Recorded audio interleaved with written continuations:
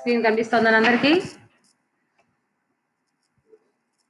అందరికీ స్క్రీన్ కనిపిస్తుందా?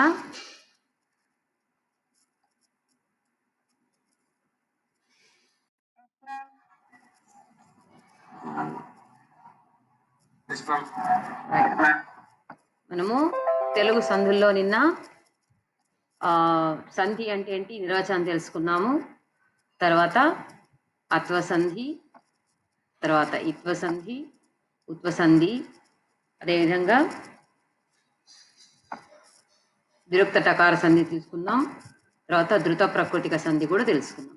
ఇప్పుడు మనకి ఎగ్జామ్లో ఇచ్చేటప్పుడు మనకు 10 మార్క్స్ క్వశ్చన్లో 4 ఆదేశ సంధులు వివరించండి అని అన్నా ఇవ్వచ్చు, లేదా 4 ఆగమ సంధులు వివరించండి అన్నా ఇవ్వచ్చు.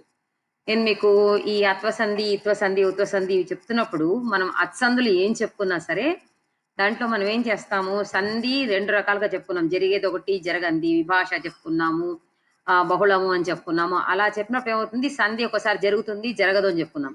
జరిగేటప్పుడు ఏం చెప్పాము, జరిగితే జరిగిన రూపం చూపించాము.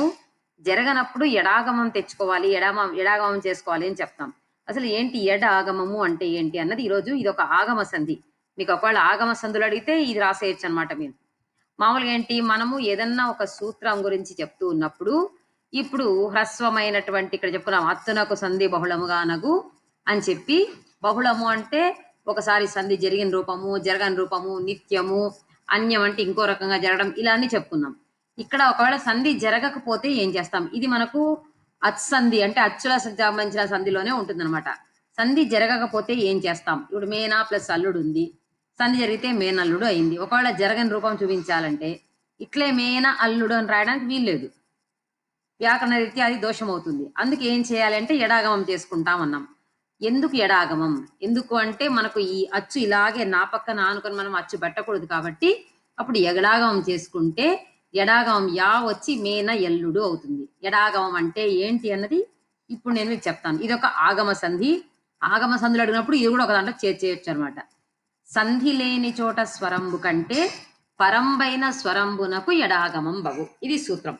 సంధి లేని చోట అంటే ఎక్కడన్నా మనము సంధి విడదీసినప్పుడు దాన్ని చేస్తూ ఉన్నప్పుడు అక్కడ ఏమి బహుళం కానీ లేదా సంధి లేదు అని కానీ ఇలా ఏదన్నా వచ్చిందంటే, వచ్చినప్పుడు సంధి లేకపోతే ఏం చేయాలి అంటే మనము అలాంటి చోట సంధి లేని చోట స్వరంబు కంటే, స్వరము అంటే ఇక్కడ అచ్చు అనమాట, అచ్చు స్వరంబు కంటే పరంబైన స్వరంబునకు, పరముగా ఉండడం అంటే ప్లస్కు కుడివైపు ఉన్నదాన్ని మనము పరము అంటాము, ముందున్నదాన్ని పూర్వము అంటాం.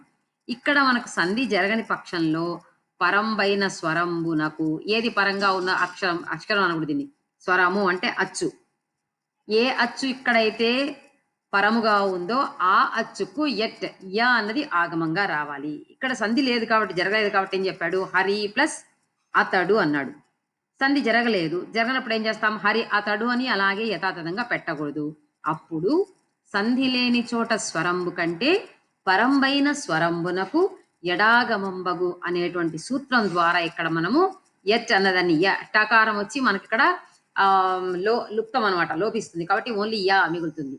హరి ప్లస్ యా ప్లస్ అతడు, ఈ యా ఆ కలిసి యా అయింది. అదే సంస్కృతం అయితే ఏమవుతుంది, దీర్ఘం వస్తుంది, కానీ తెలుగు సంధిలో మనకు దీర్ఘం రాదు ఇక్కడ. కాబట్టి హరి యతడు యా వచ్చిందనమాట. కాబట్టి ఎక్కడ మీకు సంధి లేదు అంటే అత్సంధిలో ఖచ్చితంగా ఏం చేయాలి, ఎడాగమం తెచ్చుకోవాలి. ఎడాగమం రావాలి. ఎడాగమం రావాలంటే ఏం చేయాలంటే ఖచ్చితంగా ఈ సూత్రం మనం అక్కడ రాయాలి. సంధి లేని చోట స్వరంబు కంటే పరంబైన స్వరంబునకు ఎడాగమంబగు అన్నటువంటి సూత్రం ద్వారా మనము ఎట్ యాను ఆగమంగా తెచ్చుకొని, అంటే అదనంగా ఆగమం అంటే ఏంటి, స్నేహితుడి వలె ఉన్నటువంటి అక్షరముతో కలిసి ఉంటుంది కానీ తొలగించదు. కలిసి ఉంటేనే ఆగమము అని అంటాం.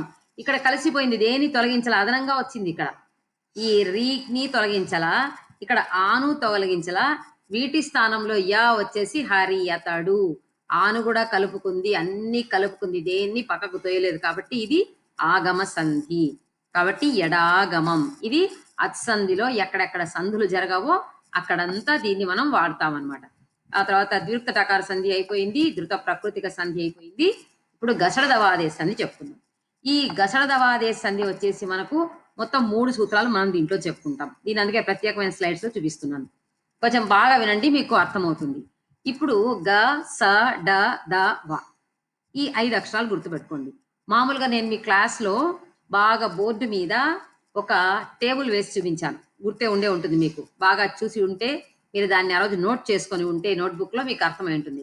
నేను చెప్పాను వర్గాక్షరాలు 5 వర్గాలు రాసా.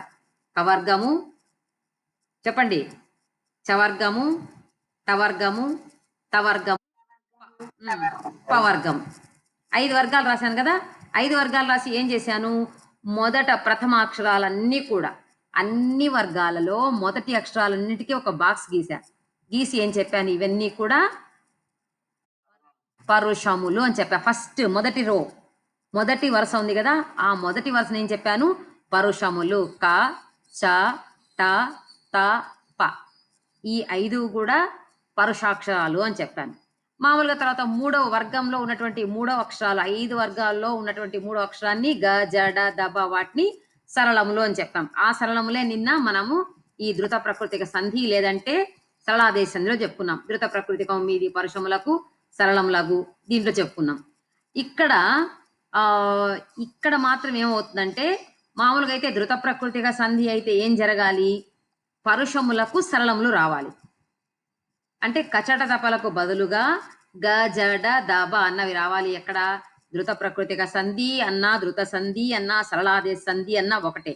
దాంట్లో ఏం జరుగుతుంది, సరళాలు ఆదేశంగా వస్తాయి. అంటే పరుషాలని తొలగించి అవి వచ్చి కూర్చుంటాయి అన్నమాట. కానీ ఇక్కడ మనం చెప్పుకునేటువంటి ఇందులో మాత్రం గసడ దవలు వస్తాయి. దేనికి, పరుషములకు. అంటే కచట తపలకు బదులుగా గ, స, డ, ద, వ సరళములు రావు. గ, స, డ, ద, వ అనేటువంటి అక్షరాలు ఆదేశంగా వస్తాయి. అవి ఎప్పుడు వస్తాయి, ఎలా వస్తాయి, ఎందుకు వస్తాయి, అది మనం సూత్రం ద్వారా తెలుసుకోవాలి. మొట్టమొదటి సూత్రం ఏంటంటే, కొన్ని కొన్ని కండిషన్స్ ఉన్నాయి కాబట్టి ఒక్కొక్క కండిషన్కు ఒక్కో సూత్రం ఇక్కడ మనం చెప్పుకుంటాం. మొదటి సూత్రం ఏంటి, ప్రథమ మీది ఏం చెప్పుకుంటున్నాం, ప్రథమ అంటే ప్రథమా విభక్తి ప్రత్యయాలు, ప్రథమా విభక్తితో కూడినటువంటి పదాలు. మనం డూము ఊలు చెప్పుకున్నాం కదా, ఆ డూము ఊలతో కూడినటువంటి పదాలు ఏవైతే ఉంటాయో ఆ ప్రథమా విభక్తి ప్రథమ మీది పరుషములకు గ, స, డ, ద, వ లు బహుళముగా నగు. గ, స, డ, ద, వ లు బహుళముగా నగు అని చెప్పారు ఇక్కడ. ప్రథమా విభక్తి మీది, మీది అంటే తర్వాత వచ్చేటువంటి, అంటే పరము అని, ప్లస్ కు తర్వాత వచ్చేటువంటి. ప్రథమ మీది పరుషములకు, ఇక్కడ పరుషములు ఏమున్నాయి, క, చ, ట, త, ప పరుషములు. కాబట్టి మనకు పరస్వరంగా పరంగా వచ్చేటువంటి పదాల్లో ఖచ్చితంగా మొదటి అక్షరం ఏదై ఉండాలంటే క. కర్సర్ చూడండి, నేను జరుపుతున్నా. చ, ఇక్కడ ఐ కనిపిస్తా ఉందా, నేను మూవ్ చేస్తున్నాను. క అంటే కొట్టేలో క, చనియేలో చ. చూస్తున్నారమ్మా ఎగ్జాంపుల్స్ కనిపిస్తుందా మీకు, టక్కరివిలో ట, తలడులో త, పోరులో పో, ప అనమాట. ఇక్కడ క, చ, ట, త, ప ఇవి పరుషములు. ఈ పరుషములకు ప్రథమా విభక్తి తర్వాత వచ్చేటువంటి పరుషములకు ఏమవుతాయి, గ, స, డ, ద, వ ఇవి ఆదేశంగా వస్తాయి. అంటే వాటిని తొలగించి ఇవి వస్తాయి. కాబట్టి ప్రథమా విభక్తితో ఉన్నటువంటి పదాలు ఏవైతే పూర్వపదంగా ఉంటాయో వాటికి పరపదంగా వచ్చేటువంటి పదాల్లో తొలి అక్షరం పరుషమైతే, పరుషం అంటే క కానీ చ, ట, త, ప వీటిలో ఏదన్నా వచ్చినా ఏమొస్తున్నాయి, కాకు బదులుగా గా వస్తుంది, తర్వాత చాకు బదులుగా సా వస్తుంది, తాకు బదులుగా డ వస్తుంది, తాకు బదులుగా ద వస్తుంది, పాకు బదులుగా వా వస్తుంది. అర్థమవుతుంది కదా. ఇప్పుడు నేను ఎగ్జాంపుల్స్ చెప్తాను చూడండి. ఈ ప్రకారం మనం అనుకున్నటువంటి సూత్రం దీనికి అన్వయించి చూసుకుందాం సరిపోతుందా లేదా అని. వాడు ప్లస్ కొట్టే ఉంది కదా, ఈ వాడు అన్నది ఏంటి అంటే ప్రథమా విభక్తితో ఉన్నటువంటి పదము, అదేవిధంగా పూర్వ పదము. దానికి పరపదంగా ఈ ప్రథమా విభక్తి మీది అంటే పరంగా వచ్చినటువంటి పదం ఏంటి, కొట్టే అని. ఆ కొట్టేలో ఉన్నటువంటి తొలి అక్షరం ఏంటి, కో అంటే క అంటే పరుషాక్షరం. ప్రథమ మీది పరుషములకు గసడ దవలు బహుళముగా అనుగు అన్నాడు కాబట్టి ఏం జరగాలి ఇప్పుడు, ఈ కకారం స్థానంలో గకారం ఆదేశంగా రావాలి. ఆదేశంగా రావడం అంటే కకారాన్ని తొలగించి అది వచ్చి కూర్చోవాలన్నమాట. ఇప్పుడు వాడు కో స్థానంలో గో వస్తుంది. వాడు గొట్టె. ఇక్కడ మనము చెప్పుకున్నాం బహుళముగా నగు అన్న దాంట్లో మనకు జరగడము, జరగకపోవడము, అన్యము రకరకాలుగా జరుగుతాయి కదా! ఇక్కడ 2 జరిగిన రూపం, జరగని రూపం 2 రాసుకున్నాం. ఒకవేళ కొట్టే స్థానంలో, పరుషం స్థానంలో సరళమైన గా వచ్చిందనుకోండి, వస్తే అది వాడుగొట్టే అయింది. సంధి జరిగితే. జరక్కపోతే అచ్చంది అయితే ఏం చేస్తాము? ఎడాగమం తెచ్చి చేయాలి. ఇక్కడ అవసరం లేదు. ఎందుకు? ఇక్కడ అచ్చు లేదు మనకు. హల్లే ఉంది. ఇక్కడ హల్లు వచ్చేయచ్చు కాబట్టి శుభ్రంగా యథాతథంగా వాడు ప్లస్ కొట్టే ఎట్లుందో దాన్ని తిరిగి అలాగే సంధి జరిగితే వాడు గొట్టే అవుతుంది. సంధి జరగకుండా ఉంటే వాడు కొట్టే అవుతుందన్నమాట. ఇది కాకు ఉదాహరణ. కా అనేటువంటి పరుషం బదులుగా గా అన్నటువంటిది వస్తే వాడు గొట్టే అవుతుంది. రెండవది అప్పుడు ప్లస్ శనియే. ఇక్కడ అప్పుడు అన్నది ప్రథమా విభక్తి అంతంగా ఉన్నది. శనియేలో చ అన్నది పరుషాక్షరం. కాబట్టి మన సూత్రం ఏంటి? ప్రథమ మీది పరుషములకు గసడదవలు బహుళముగా నగు అనేటువంటి సూత్రం ద్వారా ఏం జరిగింది? ఈ ప్రథమా విభక్తి మీద చ అనేటువంటి పరుషం వచ్చింది. కాబట్టి ఇప్పుడు చాకు బదులుగా మనకు స అనేటువంటిది ఆదేశంగా రావాలి. అలా వస్తే ఏమవుతుంది? అప్పుడు సన్నియే. సంధి జరిగితే అప్పుడు సన్నియే ఉంటుంది. ఒకవేళ సంధి జరగకుండా పోతే అప్పుడు సన్నియే అనే యథాతథంగా అలాగే ఉంటుందన్నమాట. తర్వాత నీవు ప్లస్ టక్కరివి. ఇక్కడ కూడా నీవు అన్నది ప్రథమా విభక్తి పదం చివరిగా ఉన్నటువంటి పదము. ఇది టక్కరివిలో ట అన్నది ఒక వరుషాక్షరము. కాబట్టి నీవు అనేటువంటి ప్రథమ మీద ఉన్నటువంటి దానికి ప్రథమకు ట అనేటువంటి ఒక పరుషము పరమైంది. కాబట్టి మన సూత్రం ప్రకారము టకారం కాస్త డకారంగా మారాలి. మారితే బహుళంగా కాబట్టి మారితే నీవు డక్కరివి అవుతుంది. ఒకవేళ జరగలేదనుకోండి, ఇక్కడ ఏముందో అదే యథాతథంగా ఏం మార్పు ఉండదు. ప్లస్ తీసేసి పెట్టేసుకోవటమే. నీవు టక్కరివి అలాగే ఉంటదన్నమాట. మీరు ప్లస్ తలాడు. ఇక్కడ మీరు అన్నది కూడా మనకు ప్రథమ విభక్తితో కూడినటువంటి పదము. తా అన్నది పరుషము.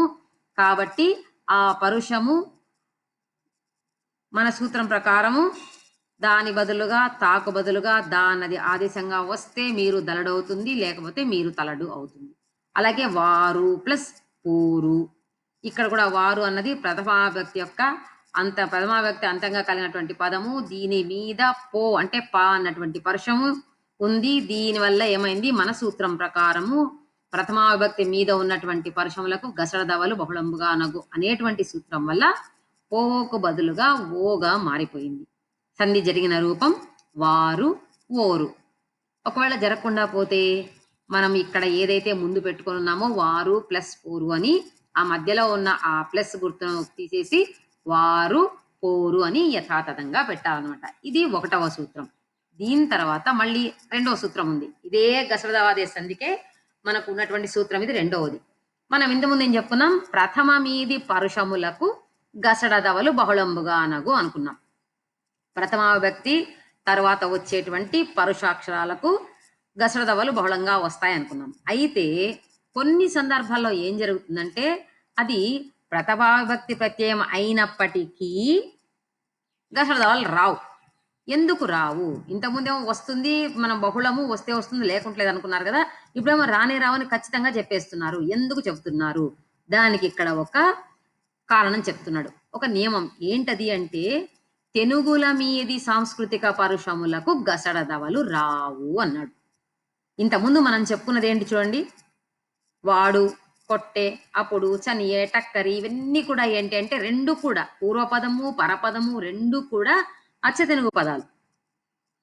కాబట్టి ఇంతకుముందు సూత్రం దీనికి ఆపాదించడానికి సరిపోయింది. కానీ ఇక్కడ మనం తీసుకున్న ఉదాహరణలు చూడండి. వాడు, వీడు, అయ్యది, అది, ఇది ఇవన్నీ తెలుగు పదాలు. కానీ మనం పరంగా చూసినటువంటి అంటే ప్లస్కు కుడివైపు ఉన్నటువంటి అంటే పరపదాలు ఏవైతున్నాయి వాటిని గమనించండి. కంసారి, చక్రపాణి, టంకృతి, తథ్యము, పథ్యము ఈ పదాలన్నీ కూడా తత్సమ పదాలు అంటే సంస్కృత సమానమైన పదాలు. అంటే సాంస్కృతిక పదాలు, సంస్కృత పదాలు అన్నమాట ఇవన్నీ. కాబట్టి ఇంతకు ముందు సూత్రం ప్రకారం ఏంటి? ప్రథమా మీది పరుషాలు ఏవైతే ఉన్నాయో ప్రథమ విభక్తి పైన వచ్చేటువంటి పరుషాలు ఏవైతే ఉన్నాయో వాటికి గసడదవలు వస్తాయని అయితే చెప్పాము. కానీ ఒకవేళ ప్రథమా విభక్తి మీద అంటే దాని తర్వాత సంస్కృత పదాలు అంటే తత్సమ పదాలు వచ్చి చేరితే మాత్రం ఎట్టి పరిస్థితుల్లో గసడదవలు రావు. ఖచ్చితంగా రావని చెప్పేశాడు ఇక్కడ. రానే రావు. కాబట్టి ఏం చేయాలంటే యథాతథంగా వాడతాం. కుడివైపు మనకు సంస్కృత పదాలు ఉన్నాయి అంటే వాటిని మనం అలాగే ఉంచేస్తాం. వాడు ప్లస్ కంసారి, కంస ప్లస్ అరి, కంస అరి అంటే కంసుడికి శత్రువు అనమాట. కాబట్టి కంసారి అన్నది సంస్కృత పదం. అలాగే చక్రపాణి అన్నది సంస్కృత పదం. టంకృతి అన్నది సంస్కృత పదం. తథ్యము అన్నది సంస్కృత పదము. పథ్యము అన్నది సంస్కృత పదం. ఇవన్నీ తత్సమ పదాలు. ఈ వాడు, వీడు, ఆయది, అది, ఇది ఇవన్నీ కూడా తెలుగు పదాలు. కాబట్టి తెనుగుల మీది సాంస్కృతిక పరుషములకు గసడదవలు రావు అన్నటువంటి సూత్రం వల్ల మనము ఇవి ఎలాగ ఉన్నాయో వాటిని అలాగే యథాతథంగా ఎలాంటి మార్పు లేకుండా రాసుకోవటమే. మీకు ఒకవేళ 5 మార్కుల ప్రశ్న వస్తే ఒకటి రాసేయండి. ఇది 10 మార్కుల ప్రశ్న వస్తే 3 సూత్రాలు కూడా రాసేయండి. సరేనా? ఫస్ట్ ఏంటి? ప్రథమ మీది పరుషములకు గసడదవలు బహుళముగా నగు అని చెప్పుకున్నాం. 2 రూపాలు రాసుకుంటూ వచ్చాం. కానీ ఇక్కడ మాత్రం రెండవ సూత్రం ఏం చెప్పుకున్నాం? తెలుగుల మీది సాంస్కృతిక పరుషములకు గసడదవలు రావు అన్నాము. కాబట్టి మొదట అన్ని తెలుగు పదాలు, తర్వాత అన్ని తత్సమ పదాలు కావడం వల్ల ఇక్కడ సంధి జరిగేటువంటి అవకాశం లేదు. కాబట్టి ఇక్కడ మనము యథాతథంగా అలాగే ఉంచేసాం. ఇప్పుడు ఇంకా 3వ సూత్రం చూసుకుందాం. ఇది ఇంకా సులభమైంది. ఇక్కడ ఏం చెప్తాడు? ఖచ్చితంగా జరుగుతుంది. గసడదవాదేశ సంధి ఎందుకంటే గసడదవలు ఖచ్చితంగా వస్తాయని చెప్పాడు. మొదటిదేమో బహుళం అంటే వచ్చిన రూపం రాని రూపం చెప్పుకున్నాం. రెండవది వచ్చేసి అస్సలు జరిగే అవకాశమే లేదు, అసలు సంధి జరగదని చెప్పేశాడు. మూడవ దానికి వచ్చేసరికి ఖచ్చితంగా సంధి జరుగుతుంది అన్నాడు. ఎక్కడ జరుగుతుంది, ఎప్పుడు జరుగుతుంది, ఏ పదాలు వాడితే జరుగుతుంది? దాని సూత్రం చూడండి. ద్వంద్వంబున పదము మీది పరుషములకు గసడదవలగు అన్నాడు. ఏ సందర్భంలో అవుతాయి, ఏ సందర్భంలో ఖచ్చితంగా వస్తాయి అంటే మనము ద్వంద్వ సమాసం చేసేటప్పుడు ఏం చేస్తాం? ద్వంద్వ సమాసంలో మనము అన్నిటికీ ప్రాముఖ్యత ఇస్తాం కదా. ద్వంద్వ సమాసం అంటే అక్కడ ఏం చేస్తాం? మనము అన్ని కూరలు కాయలు రెండిటికి సమానమైన ప్రాధాన్యత, తల్లి తండ్రి ఇద్దరికి సమ ప్రాధాన్యత, అక్క చెల్లెలు, అన్న తమ్ముడు, ఊరు పల్లె, ఇలాగ మనం కాలు చెయ్యి ముక్కు చెవులు ఇలా ఏది తీసుకున్నా అన్నిటికీ సమ ప్రాధాన్యత ఉంటది. ఇలాంటి చోట ద్వంద్వ సమాసం సంబంధించినటువంటి ఆ పదాలు ఏవైతే ఉంటాయో వాటికి సంధి చేసేటప్పుడు పరుషాలు ఉంటే ఖచ్చితంగా వాటికి గసడదవలు వచ్చి తీరతాయి. సరే, ఇక్కడ ఉదాహరణ చూస్తే మేడం కూర ప్లస్ కాయ పెట్టారు. ఇక్కడ లు అని ఎందుకు పెట్టేశారు మేడం? కూర అన్నది ఏకవచనం, కాయ అన్నది ఏకవచనం. ఇప్పుడు ఒక్కొక్క వస్తువు విడిగా చెప్పినప్పుడు ఏం చేస్తాం? ఒకటిగానే చూపిస్తాం. అలా కాకుండా ఇంకొకటి చేరింది అనుకోండి, లు చేరుస్తాం కదా. కాబట్టి మనకు సూత్రం ఉంది. ఏంటది అంటే లు వర్ణంబు బహువచనంబు. లు అన్నది మనము బహువచనం సమయంలో వాడుకుంటాము. ఇది చెప్పుకోవాలి మనం. లువర్ణంబు బహువచనంబు అన్న సూత్రం వల్ల ఏమవుతుందంటే ఇక్కడ ఏం చేస్తాం? ముందు కూర ప్లస్ కాయ పెట్టాం.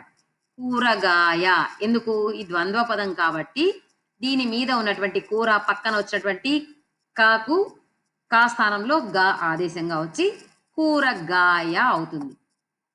అయితే కూరగాయ అన్నామంటే తప్పు అవుతుంది. ఎందుకు? అవి రెండు ఉన్నాయి. ఇప్పుడు కూరలు ఉన్నాయి, కాయలు అన్నీ ఉన్నాయి. కాబట్టి ఏం చేయాలి అంటే అవి చాలా ఉన్నాయి కాబట్టి బహువచనం చేయాలి. దాన్ని వెంటనే ఏం చెప్తాం? లువర్ణంబు బహువచనంబు అన్నటువంటి దాని ద్వారా కూరగాయలు అవుతుందన్నమాట. సో ఇక్కడ ఏమైంది? కూర ప్లస్ కాయ, ఇక్కడ రెండు కూడా సమ ప్రాధాన్యత కలిగినవి, ద్వంద్వ సమాసానికి చెందినవి. ఈ ద్వంద్వ సమాసం ఏర్పడేటప్పుడు ఆ ద్వంద్వ పదములో పదము మీద అంటే తర్వాత వచ్చేటువంటి ఈ కకారం ఏదైతే ఉందో దీనికి ఇది పరుషం కాబట్టి దీని స్థానంలో మనకు గ అన్నటువంటిది అక్కడ ఆదేశమైంది. ఆదేశమై కూరగాయ అని వచ్చింది. లు అన్నది బహువచనం కాబట్టి లువర్ణంబు బహువచనంబు అన్న సూత్రంతో కూరగాయలు అన్నది ఏర్పడింది. ఇక్కడ చూడండి, మనకు బహుళం కానీ ఇంకోటి కానీ లేదు. సంధి జరుగును అన్నాడు కాబట్టి ఒకటే వస్తుంది అనమాట. రెండవది కాలు ప్లస్ చేయి. కాలు అన్నటువంటి పదానికి చేయి అన్నటువంటి పదం ఇది ద్వంద్వ సమాసంది కాబట్టి ద్వంద్వమున పదముపై పదము మీది పరుషంలో గసడదవలగు అనేటువంటి సూత్రం ద్వారా ఆ పదం కాలు తర్వాత వచ్చినటువంటి ఈ పరపదంలో ఉన్నటువంటి చ అనేటువంటి పరుషం కాస్త దేనిగా మారిపోయింది? సాగా మారి కాలు సేతులు అయింది. అదేవిధంగా టక్కు ప్లస్ టెక్కు ఈ రెండు కూడా ద్వంద్వ సమాసానికి సంబంధించినవే. ఈ టక్కు అనేటువంటి పదానికి టెక్కు అన్నటువంటి పరపదం అక్కడ చేరింది. దానిలో టా అన్నది పరుషం కాబట్టి దీని స్థానంలో మన సూత్రం ప్రకారం ఏమవ్వాలి? టాకు బదులుగా డా అన్నది ఆదేశంగా వచ్చి టక్కు టెక్కు అవుతుంది. ఇది బహువచనం కాబట్టి లువర్ణము బహువచనం అన్న సూత్రంతో లు చేరి టక్కు డెక్కులు అయింది.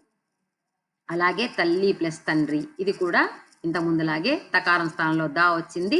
తల్లిదండ్రులు ఇది కూడా ఊరు ప్లస్ పల్లె. ఇక్కడ ప అనేటువంటి పరుషం స్థానంలో మనకు వా వచ్చి ఊరు వల్లెలు అయింది. మొత్తం మనకు 3 సూత్రాలు. మొదటిది ఏంటి? ప్రథమ మీది పరుషములకు గసడదవలు బహుళంబుగా అనగు అనేటువంటి సూత్రం ద్వారా ప్రథమా విభక్తి తర్వాత వచ్చేటువంటి పరుషాలు క చ ట తాప ఏవైతే ఉన్నాయో అవన్నీ గ స డ ద వాగా మారుతాయి. అయితే బహుళం అన్నాడు కాబట్టి మారితే ఈ రూపము, మారకపోతే ప్లస్ పెట్టక ముందు ఏముంటుందో యథాతథంగా అలాగే రాసేయాలి. తర్వాత రెండవది వచ్చేసి తెనుగుల మీది సాంస్కృతిక పరుషములకు గసడదవలు రావు అన్నాడు.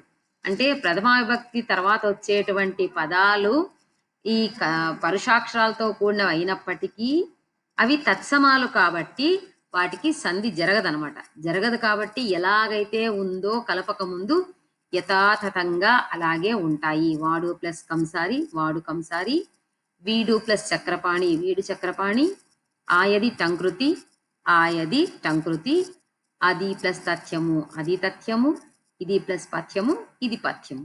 అదేవిధంగా మూడో సూత్రం ఏంటి? ద్వంద్వంబున పదంబు మీది పరుషములకు గసడదవలగు. ద్వంద్వ సమాసంలో మనం వాడేటువంటి ప్రయోగించేటువంటి ఈ పదాలు ఏవైతే ఉన్నాయో వాటిలో పరపదంగా వచ్చేటువంటి పదాలలో మొదటి అక్షరం పరుషమైతే ఖచ్చితంగా అక్కడ గసడదవలు వస్తాయి అని చెప్తూ కూర ప్లస్ కాయ కూరగాయలైంది, కాలు ప్లస్ చెయ్యి కాలు చేతులు, టక్కు ప్లస్ టెక్కు టక్కు డెక్కులు, తల్లి ప్లస్ తండ్రి తల్లిదండ్రులు, ఊరు ప్లస్ పల్లె ఊరు వల్లెలు. ఇది బహువచనం కాబట్టి మనం చివర్లో లువర్ణంబు బహువచనంబు అనేటువంటి సూత్రం ద్వారా లు చేర్చుకున్నాము. ఈ మూడు కూడా సూత్రాలు కూడా గసడ దవాదే సంధికి సంబంధించినటువంటివి. ఇక త్రిక సంధి చాలా సులభమైంది. అయితే సూత్రాలు 3 గుర్తుపెట్టుకుంటే చాలా సులభమైంది. ఇప్పుడు అసలు త్రికము మామూలుగా అంటే మనము కవిత్రయము అంటాం కదా. త్రయము అంటే ముగ్గురు. అలాగా ఇక్కడ కూడా త్రికము అంటే 3.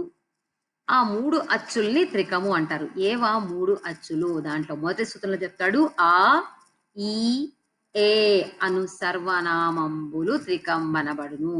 ఆ దీర్ఘమైన అకారం, ఈ దీర్ఘమైన ఇకారం, ఏ దీర్ఘమైనటువంటి ఏ. ఈ 3ని కలిపి ఏమంటారు? త్రికంబనబడు త్రికము అని పిలుస్తారు అన్నమాట. సరే, ఇప్పుడు మీకు అక్కన్య అనేటువంటి పదం ఇచ్చారనుకోండి. మీకు ఇచ్చిన పదము అక్కన్య అని అనుకుందాం. అక్కన్య అన్నప్పుడు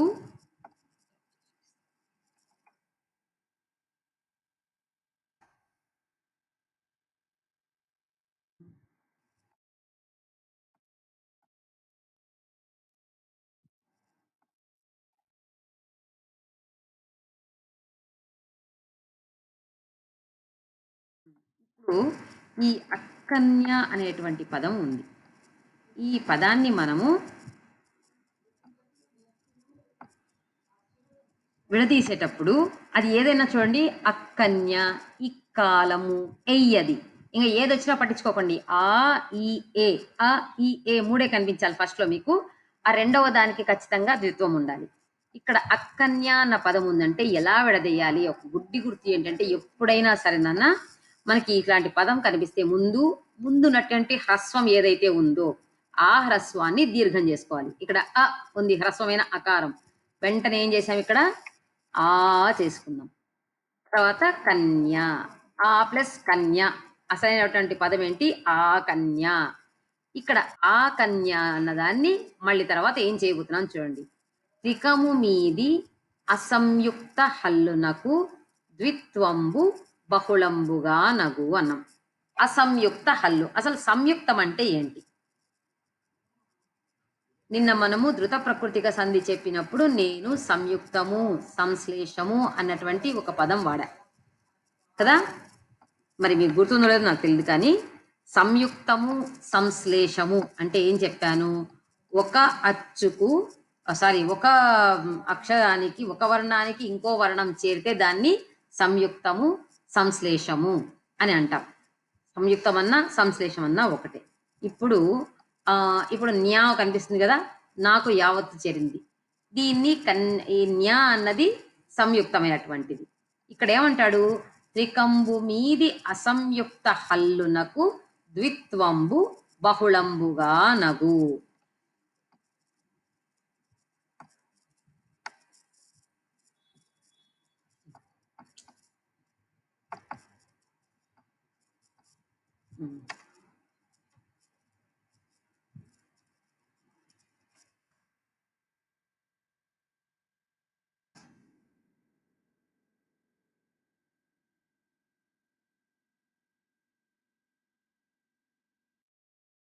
ఇప్పుడు నేను మీకు ఇక్కడ 2 అక్షరాలు టైప్ చేశాను చూడండి.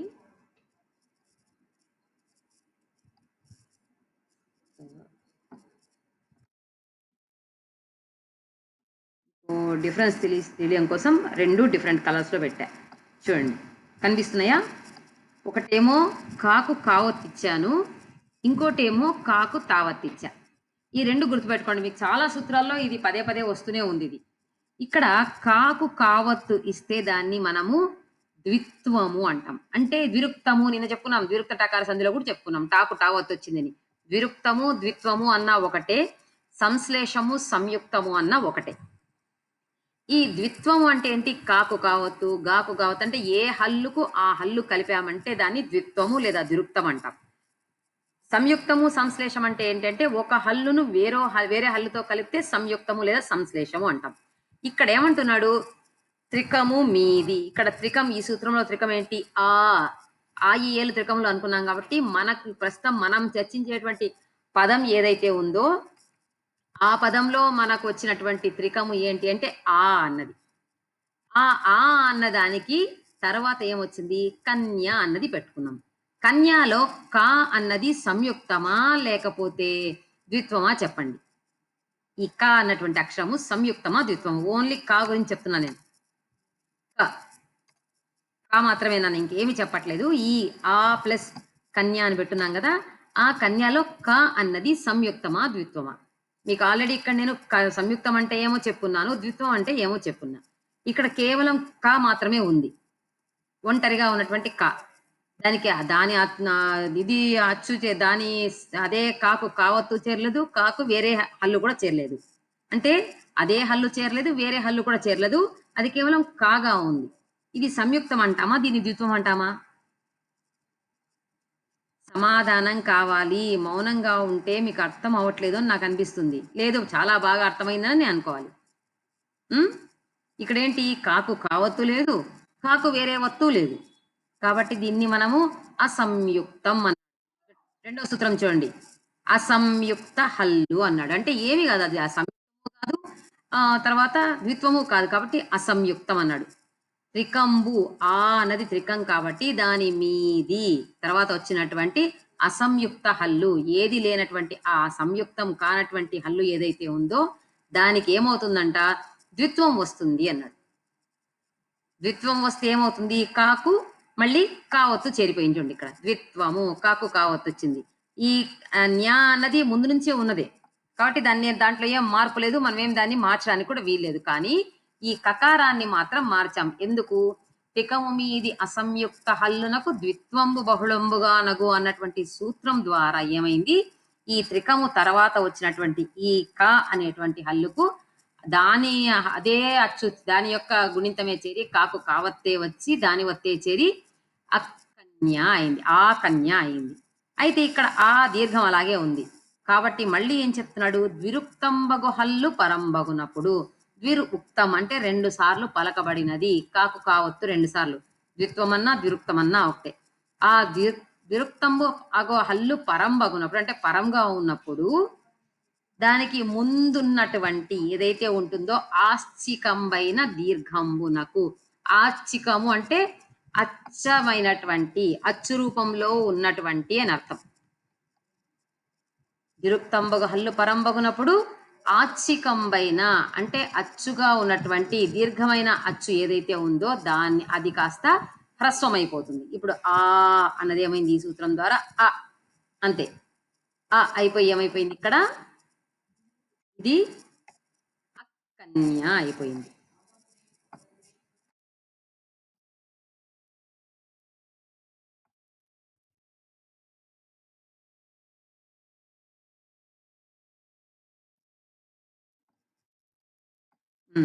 అర్థమైందా? మళ్ళీ ఒకసారి చెప్తాను చూడండి ముందు నుంచి కూడా. ఇక్కడ మామూలుగా త్రిక సంధిలో మనకు 3 సర్వనామాలు ఆ, ఈ, ఏ అనేటువంటి 3 ఆ మూడింటిని కలిపి మనము త్రికము అని అంటాం. ఆ, ఈ, ఏలు త్రికాను సర్వనామములు త్రికంబులు అనపడును. తర్వాత రెండవది ఏం చెప్పుకున్నాం? త్రికంబు మీది అసంయుక్త హల్లునకు ద్విత్వంబు బహుళంబుగా అన.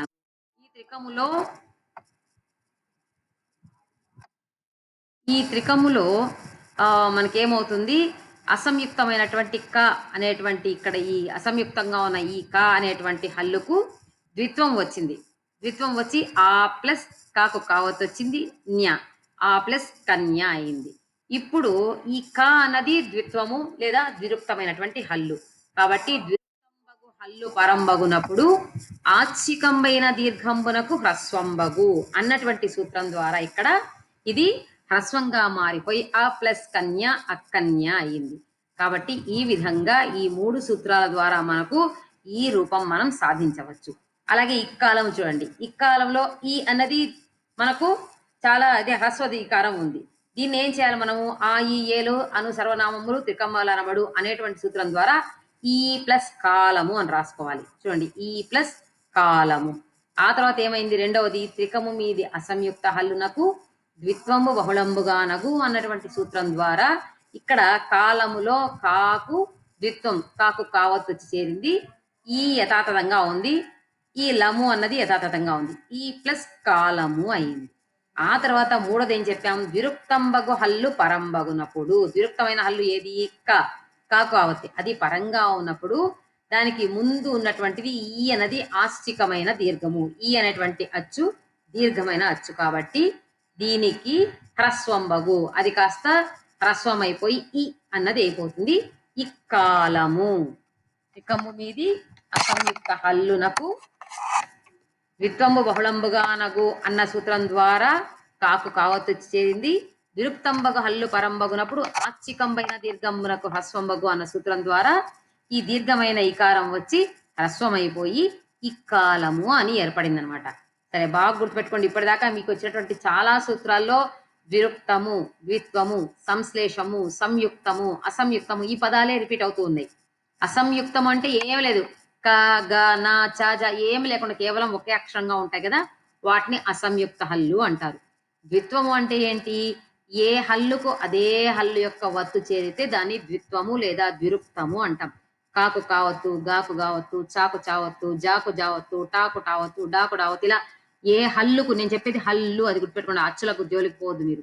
ఆ ఏ హల్లుకు అదే హల్లు చేరితే దాన్ని ద్విత్వము లేదా ద్విరుక్తము అంటాం. అలా కాకుండా ఒక హల్లు వేరొక హల్లుతో చేరితే దాన్ని మనము సంయుక్తము లేదా సంశ్లేషము అంటాం.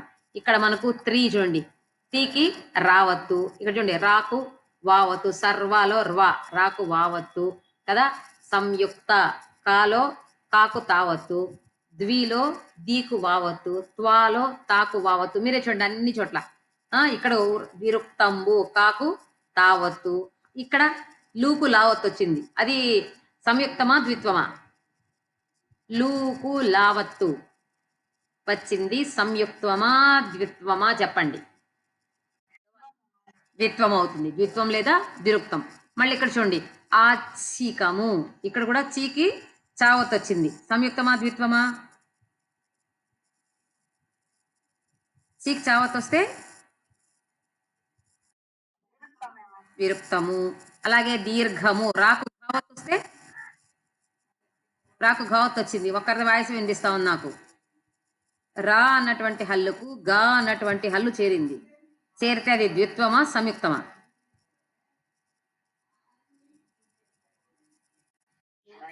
సంయుక్తము అవుతుంది. అలాగే ఇక్కడ హ్ర హాకు రావత్ వస్తే సంయుక్తము. ఇక్కడ కూడా సాకు వావత్ వచ్చింది కాబట్టి అది కూడా సంయుక్తమన్నా సంశ్లేషమన్నా ఒకటే, గుర్తుపెట్టుకోండి.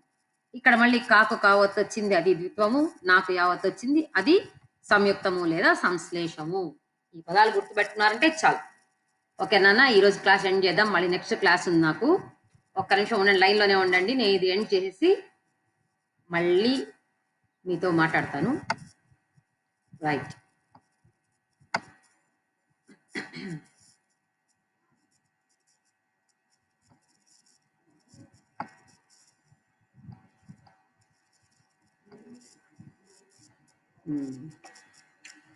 కాబట్టి మనము విరుక్తటకారాదేశ సంధి, తర్వాత ఈ గసడదవాదేశ సంధి, వికసంధి, ఇవన్నీ చూసినప్పుడు మనకు ఎక్కువగా ఏ పదాలు ఎక్కువగా దొరుకుతూ ఉన్నాయంటే మనకు సంయుక్తము, సంశ్లేషము, ద్విరుక్తము, ద్విత్వము, ఇవి మనకు పదే పదే ఆవృతమై వస్తూ ఉన్నాయన్నమాట.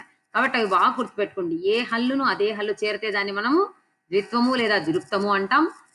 ఒక హల్లు వేరొక హల్లును కలిస్తే దాన్ని మనము సంశ్లేషము లేదా సంయుక్తం అంటాం. ఇది మాత్రం ఏమాత్రం కన్ఫ్యూజ్ అవ్వకండి. అలా కరెక్ట్ గా గుర్తుపెట్టుకున్నామంటే చాలా సులభం. అందులంత సులభం ఇంకోటి లేదు. ఈ రోజుకి మనకు ఇది కూడా అయిపోయింది. రేపటికి ఒకసారి కూర్చొని ఇంకా ఒకసారి ఏమన్నా ఉంటే అవన్నీ రివైజ్ చేసుకుందాం. మండే నుంచి మనము కొత్త సిలబస్ లోకి ఎంటర్ అవ్వబోతున్నాం. మళ్ళీ ఉదయం చెప్పాను, మళ్ళీ ఒకసారి చెప్తున్నాను. మీ assignment books as it is గా మీకు చాలా పేజెస్ ఉన్నాయి, దాంట్లో దాన్ని యూజ్ చేసుకోవచ్చు, నాకు అభ్యంతరం లేదు. కానీ నోట్బుక్ మాత్రం మీరు ఖచ్చితంగా కొత్తది తీసుకోండి. నేను చెప్పబోయే లెసన్ లో మీరు ఏం చెప్తున్నాను అవన్నీ పాయింట్స్ నోట్ చేసుకోండి. ఏదైనా వర్క్ ఇచ్చినా ఆ వర్క్ కూడా కంప్లీట్ చేసుకోండి. ఆ తర్వాత ఎగ్జామ్స్ కి ఫస్ట్ ఇయర్ నేను చెప్పదలుచుకుందామంటే ఫస్ట్ ఇయర్ ఎగ్జామ్స్ కి బాగా ప్రిపేర్ అవుతుండండి. ఎప్పుడు పెడతారో తెలియదు మనకు. ఇప్పుడు కొంచెం దారిలోకి వస్తుంది, కంట్రోల్ లోకి వస్తుంది కరోనా, కాబట్టి మేబీ నెక్స్ట్ మంత్ పెట్టొచ్చు. ఎప్పటికప్పుడు చదువుతూ ఉండండి నాన్న, టైం వేస్ట్ చేసుకోకండి.